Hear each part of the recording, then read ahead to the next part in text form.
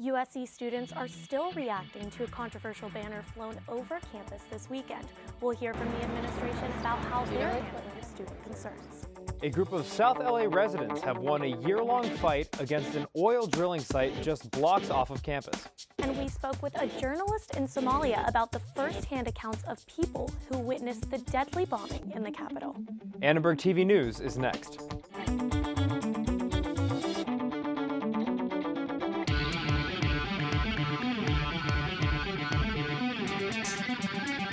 Live from USC, you're watching Annenberg TV News. A controversial banner was flown over USC's campus this past weekend, calling for President Nikias to be fired. Good evening, I'm Sophia Bosk. And I'm Dan Toomey. Annenberg Media's Addie Stafford talked to USC students and the university about how they're reacting to the message in the sky. A banner with the phrase "Fire Nikias, Save Greek Life" flapped in the wind this past Saturday after being attached to a plane and flown over campus, just in time for Parents' Weekend. Students snapped photos and had definite opinions on the message. Someone actually paid money to fly a plane, and they must be really passionate about their cause. I don't know if it's the best way to get anything done in terms of fixing the issue. Since the summer, multiple scandals have shaken the upper levels of the university. One former Keck dean is accused of drug abuse, the other sexual harassment. Though the university did send out memos regarding some of these issues, some students want the university to be more transparent. I think sort of this overall lack of communication has just been really frustrating to the students right now. They should have similar panels and discussions and seminars around these scandals so that students fully understand what happened. USG President Austin Dunn shares the same concerns. We are seeing some sort of message being sent out. I think that's the first step, and we need to now go further. Dunn says that an open forum for students is in the works. This isn't something that our university has had before. We haven't had an opportunity where our high-level administrators and experts, as they call them, will be in the same room, allowing students to ask the hard questions, address the difficult topics. Student Affairs Vice President Ainsley Carey acknowledges students' concerns. We know it's important for students to be able to have a place that they can express their concerns, and that we need to explain ourselves as a university. Carey says the university is scheduling an open forum for November. The theme, transparency in times of crisis. For Annenberg Media, I'm Addie Stafford. A new law promises first-time California community college students a full year of free tuition. Supporters hope that, quote, California College Promise will increase enrollment, improve academic performance, and boost graduation rates. Okay. High school students and politicians gathered at Theodore Roosevelt High School to celebrate the passage of the new law. AB 19 is based on a successful program in Long Beach. Eligible students must be attending their first year of community college and must be enrolled full-time. AB 19, I think, signals that every Californian, irrespective of zip code, circumstance, color of skin, income, immigration status, has the opportunity to achieve and attend at least 1 year of community college free of charge. The Long Beach Community College Promise program began in 2008. Since then, the rate of students intending to transfer to a four-year program has increased by 275%. Last year, USC accepted about 800 transfers from community colleges. It gave me a lot of stress-free opportunities because I didn't really feel stressed to oh, I have to work, or I mean I did work, but it wasn't to pay all my bills and to pay for my tuition, so I could be able to be active on campus, pursue other opportunities, really hone in on my studies, that had I not been able to have that paid for, I would have been super stressed out. The law will go into effect next summer. It's expected to cost the state $31 million in the first year. And you may have seen the hashtag MeToo popping up on your Facebook and Twitter feeds. Annenberg Media's Erica Klein is here to explain how it got started and how students are reacting. Thanks, Sophia. In a tweet yesterday afternoon, actress Alyssa Milano urged all women who have been sexually harassed or assaulted to post the phrase MeToo. The campaign comes after Hollywood has been rocked by several sexual harassment allegations against its producer, Harvey Weinstein. Milano's tweet prompted tens of thousands of responses around the U.S. and the world. Some USC students told us about their experiences.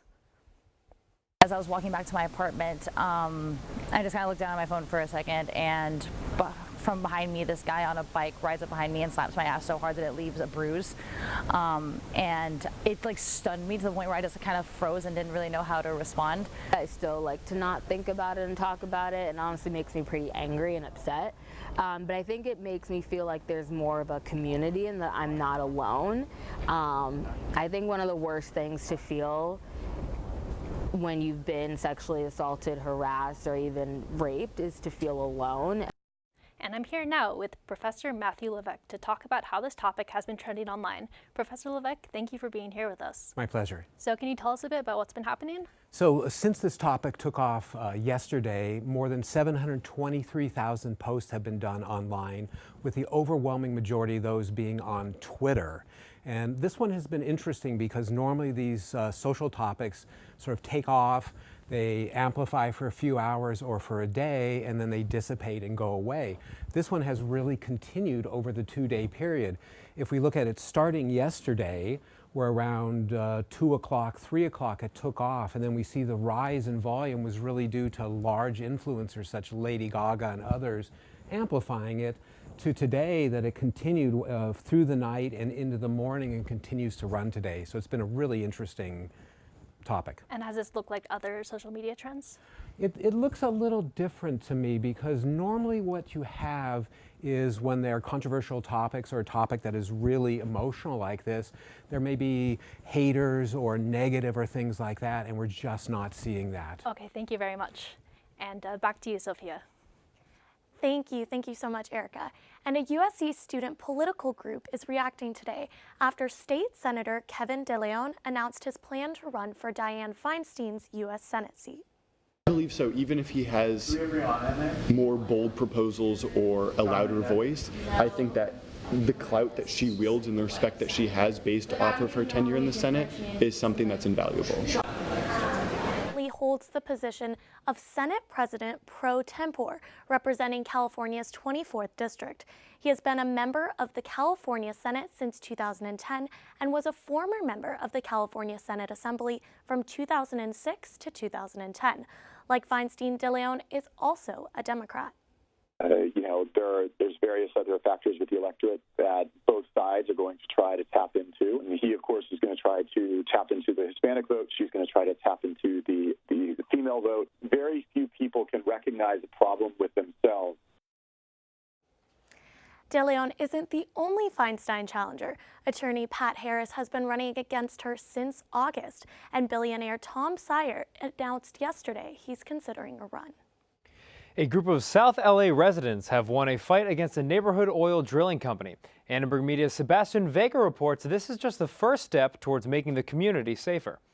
South LA residents are finally seeing a change after voicing health and safety concerns about this oil drilling site at Jefferson and Van Buren. I am really grateful and relieved that the city and the zoning administration has, again, has seen us and is acknowledging our suffering. The city said Friday the Jefferson drilling site will need to follow a new set of rules aimed at keeping the community safe. The site is owned by Sentinel Peak Resources. It'll need to use electric rigs instead of diesel, install noise and vibration monitors, and wrap its drills in soundproof casings. Carissa Pacia-Smith lives across the street from the site with her husband.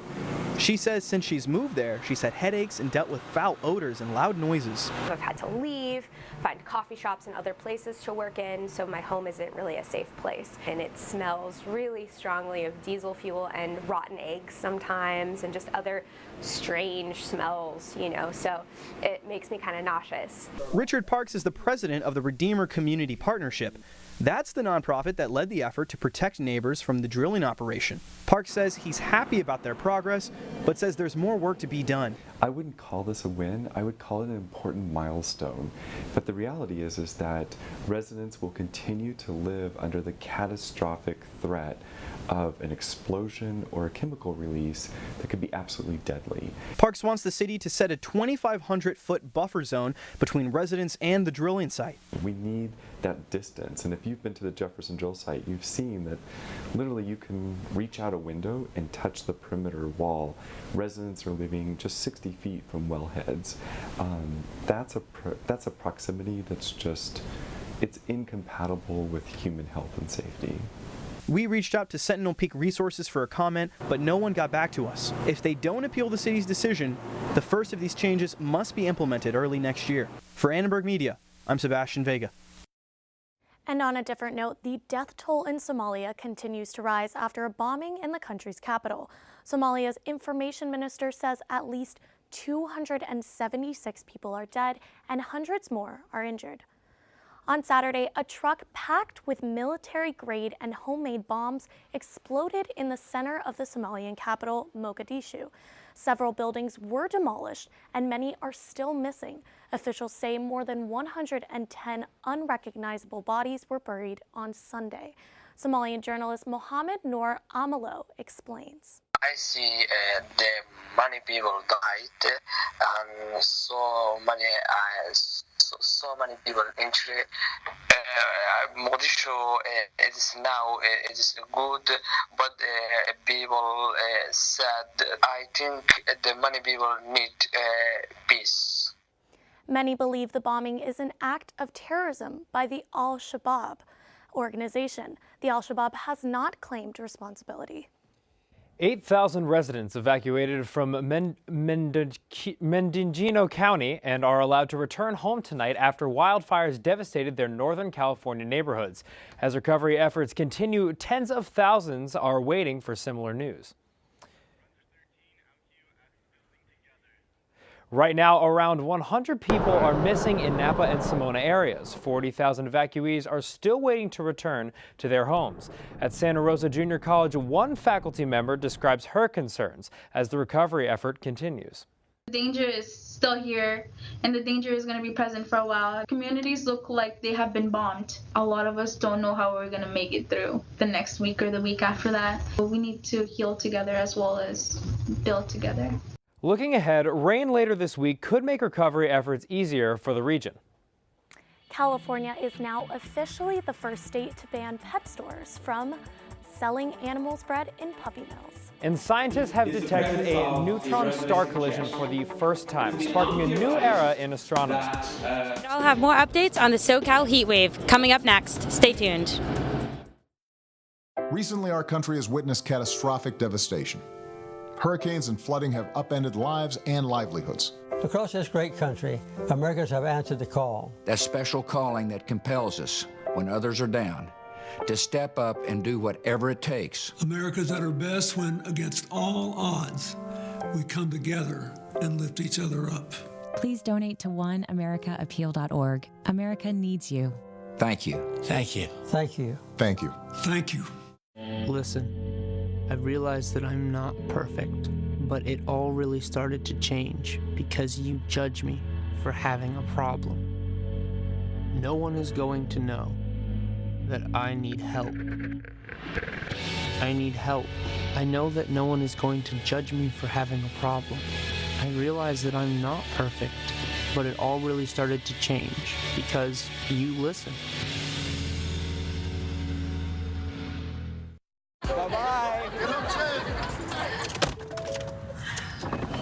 Hi! Hoping for a crisp breeze to help keep you alert. Oh, he took a sip of water too. That'll probably help. You were probably gonna turn down the radio too, so you could focus, right? Probably okay isn't okay. Right? If you see a warning sign, stop and call a cab, a car, or a friend. I think the water line is what really drove it home. I blew on him. DPS led an active shooter training seminar in Annenberg this morning to inform faculty about safety procedures. A DPS surgeon talked to faculty and staff about how to identify potentially dangerous people. DPS says students and faculty should either run, fight, or hide, depending on the behavior of a potential attacker. In all cases, people on campus are advised to call DPS. It's absolutes. Everybody wants the exact answer. You know, this is, what do you want me to do? It's all relative. So I want you guys to exhaust, run, and hide, because they have a plan. They probably know which way you're going to run, but you guys have to have these conversations because unfortunately that's just the world we live in right now. DPS is encouraging students to use their Live Safe app to share their location with their peers. They're also advised to report any unusual activity to DPS. Those reports remain anonymous. And California just became the first state to prevent pet stores from selling animal-bred pets in puppy mills. Now all dogs, cats, and rabbits sold in stores must come from shelters and rescue centers. Many animal welfare activists say it's about time. It's taken 6 years for the bill to get to the governor. But some say the new law doesn't go far enough because it doesn't protect animals sold on the internet. If there's a dog in a puppy mill that you want, you can still point and click. So none of this affects really the bigger issue of people just simply ordering off Instagram, ordering off, directly on a site, and getting those animals and continuing to support these unethical breeders and these puppy mills by going directly. And Mike Bober, president of PIJAC, which represents breeders, sellers, and others in the pet trade, says the law limits buyers' choices. We believe that this is going to have a negative impact on anyone who seeks to find their ideal animal and isn't able to find it in either a shelter or a rescue. It's going to be that much harder for them to find the ideal animal for their situation. Los Angeles already had a policy like this, but now it will be enacted statewide. Well, Sophia, it may be October, but if you went outside today, it sure felt like the middle of summer. Yeah, and some parts of Los Angeles even saw triple-digit heat. Well, our weather anchor, Lindsay Sotnick, is live on campus where students are trying to stay cool. Lindsay? Thanks, guys. That's right. As you can see, here I am on the beautiful USC campus giving you today's forecast. Let's take a look at our current conditions. Right now, it's 84 degrees out, which sounds like a perfect night. But compare that to about noon when it was 96 degrees. We are definitely in the midst of a heat wave. Now, let's take a look at Southern California tomorrow. Across SoCal tomorrow in the desert, it's reaching about 100 degrees, and in Big Bear, it'll be in the 70s. Now compare that to last week when it was 40s. It's getting hot out there.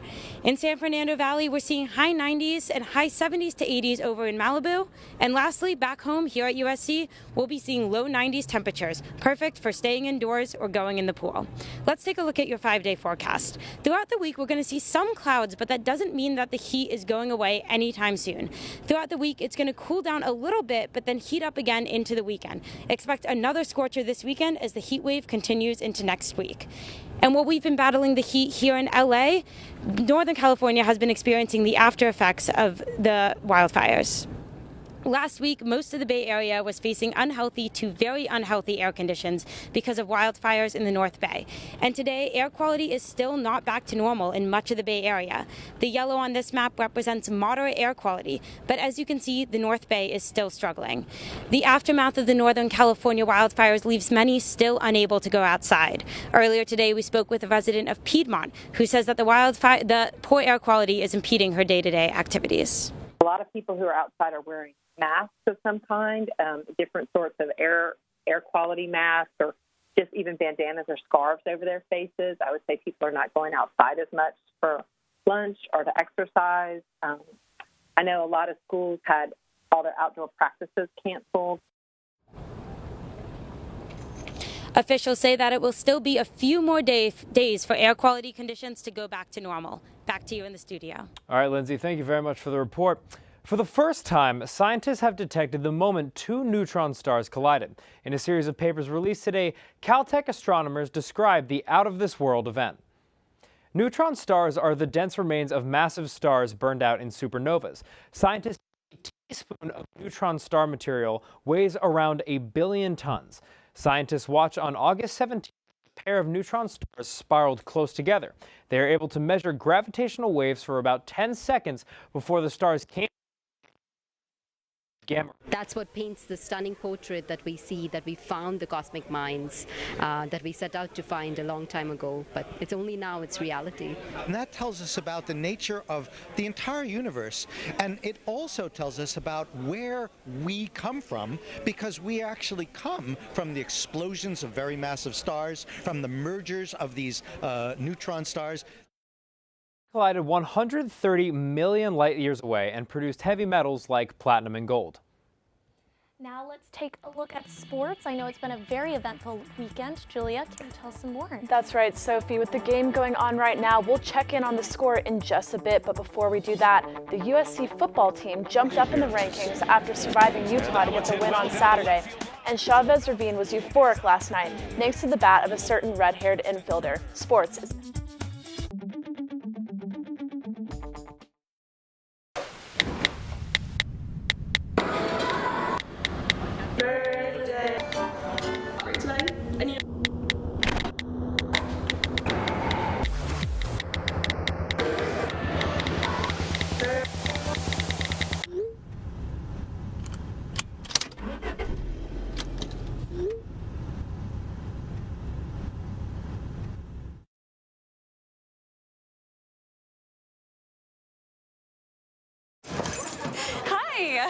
You think you're probably sober? Yeah. But you're thinking about taking the back roads home, just in case. Why would you do that? Probably okay isn't okay. Call a cab, a car, or a friend. Good choice.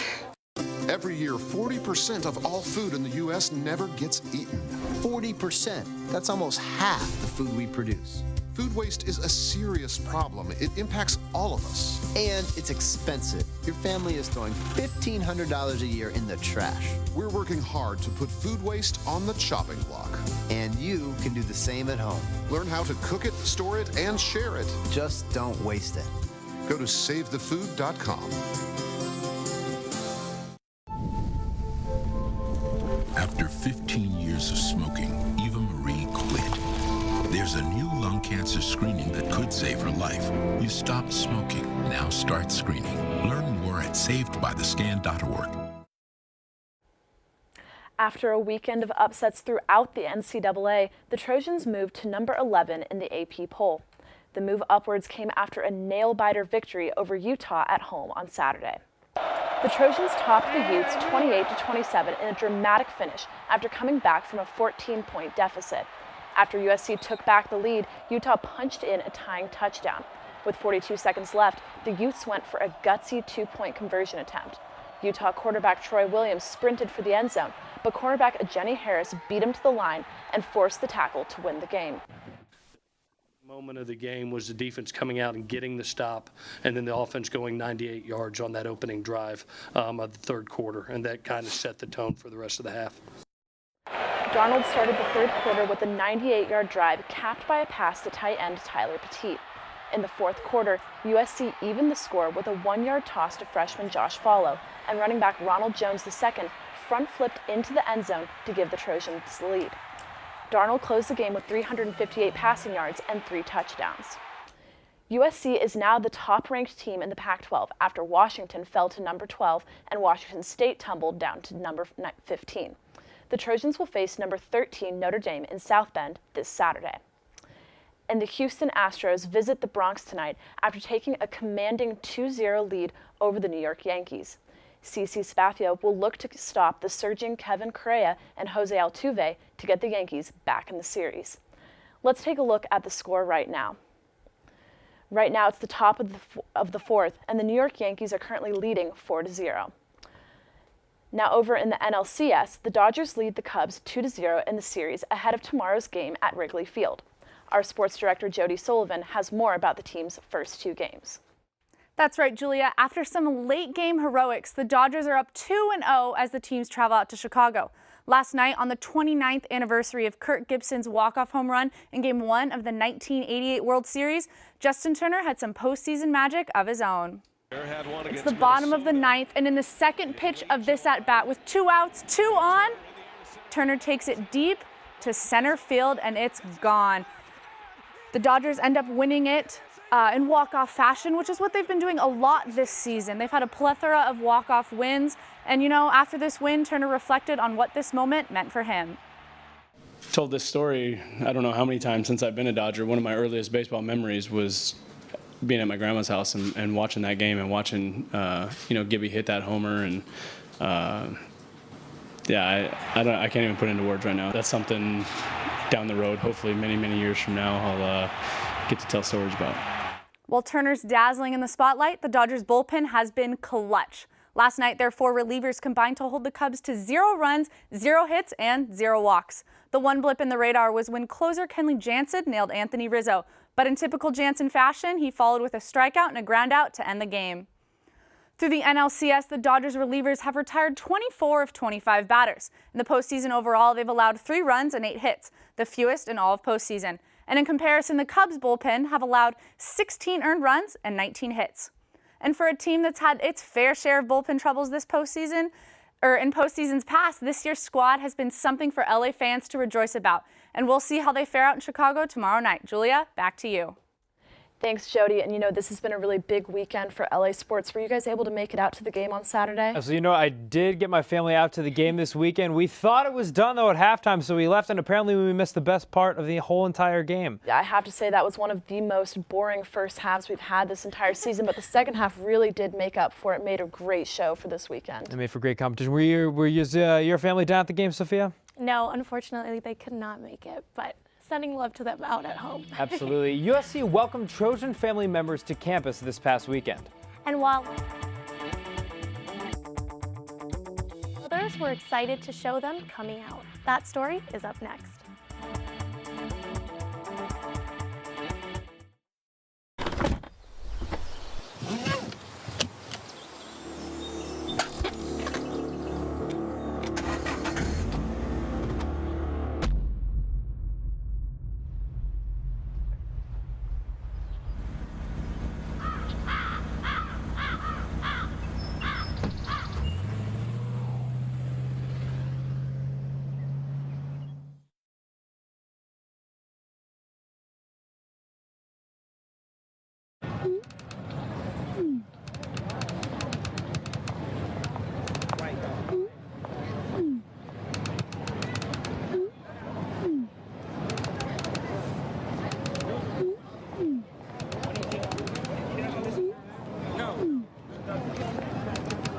Don't ignore the subtext.